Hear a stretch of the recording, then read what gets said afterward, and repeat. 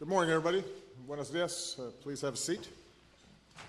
It is always a great pleasure to welcome my good friend and partner, President Peña Nieto of Mexico, to the White House and his delegation. Enrique and I just worked together at the North American Leaders Summit in Ottawa last month. Today we have two of the three amigos, although the handshake is a little easier when it's just between two people.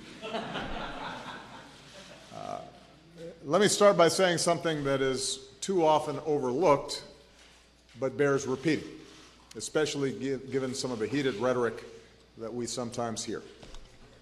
The United States values tremendously our enduring partnership with Mexico and our extraordinary ties of family and friendship with the Mexican people. Mexico is our third largest trading partner. We sell more to Mexico than we do to China, India, and Russia combined. Every year, millions of tourists and business people and friends and family cross our border legally. Every day, $1.5 billion in trade and investment crosses our border, and that's trade that supports over 1 million jobs right here in the United States on a whole host of issues, from our shared security to climate change. Mexico is a critical partner and is critically important to our own well-being. We're not just strategic and economic partners. We're also neighbors, and we're friends, and we're family, including millions of Americans that are connected to Mexico by ties of culture and of language. And that's why, as president, I've worked to deepen the partnership between our two nations. And today, Enrique and I discussed ways to keep strengthening the U.S.-Mexico partnership. First, through forums like our high-level economic dialogue, we're going to keep working to boost trade and grow our economies and create more opportunity for our people.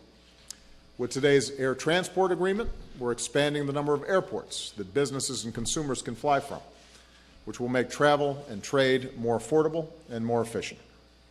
Both our countries are working hard to bring into effect the Trans-Pacific Partnership so that our workers can compete on a level playing field across the Asia-Pacific region and can open up doors to new markets. I reiterated to President Peña Nieto that although I am disappointed in the Supreme Court's failure to come to a decision on our immigration executive action, it is my firm belief that it will be in the interests of the United States, especially our economic interests, to pursue comprehensive immigration reform. Second, we are deepening our robust partnership on energy and environmental issues. Both of our nations are committed to ensuring that the historic Paris Agreement is fully implemented. And we're going to keep on working towards the goal that we announced last month in Ottawa, generating half the electricity in North America through clean power by 2025. With that goal in mind, we are pursuing an agreement this year on sharing civilian nuclear technology. This fall, our new U.S.-Mexico Energy Business Council will meet for the very first time to strengthen the ties between our energy industries. And Mr. President, I want to thank you for your vision and your leadership in reforming Mexico's energy industry. I'm also pleased that our nations will continue working to protect our shared ecosystems and environmental heritage. Third, we'll continue to protect the health and safety of our people, especially from the opioid epidemic that is taking so many lives and devastating so many communities. Both of our nations, we agreed, share a responsibility to combat this crisis. Here in the United States, we're working to improve treatment and prevention and reduce the availability of illicit drugs. And I applaud President Peña Nieto's commitment to combating organized crime and for developing a new plan to curb poppy cultivation and heroin production. We continue to deploy 21st century technologies to secure our shared border. And as Mexico makes important reforms to its judicial system, we are working together to strengthen law enforcement and to strengthen observance of human rights and the rule of law. Fourth, we're stepping up our efforts to tackle regional and global challenges, from confronting cyber threats to fighting diseases like Zika and dengue. We'll keep partnering with Central American countries to address the instability and poverty that's prompted so many people to embark on the dangerous journey north. And even as we address migration challenges in our own hemisphere, I am very grateful that Mexico is taking an important step on refugee issues and will be co-hosting our Refugee Summit at the United Nations this September. And finally, we continue to strengthen the strong ties between our people. We want more American students studying in Mexico. We want more Mexican students studying in the United States. So today we agreed to extend and update our educational cooperation.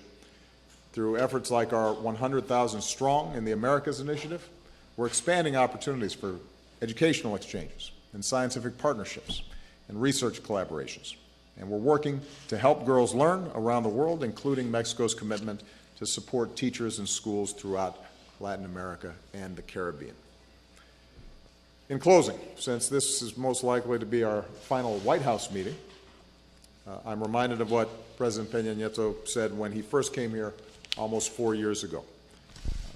Enrique, you said that our nations had a great opportunity to have a closer link of brotherhood, of sisterhood, of collaboration, and of course of great accomplishments. I am proud of what we've achieved together and proud to stand with you and the Mexican people as our brothers and sisters in progress. And I'm confident that our nations will continue to grow even stronger and more prosperous together in the future. Muchas gracias. Thank you very much.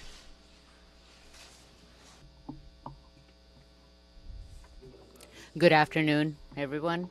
First of all, I would like to thank President Barack Obama for this very kind invitation to be holding this official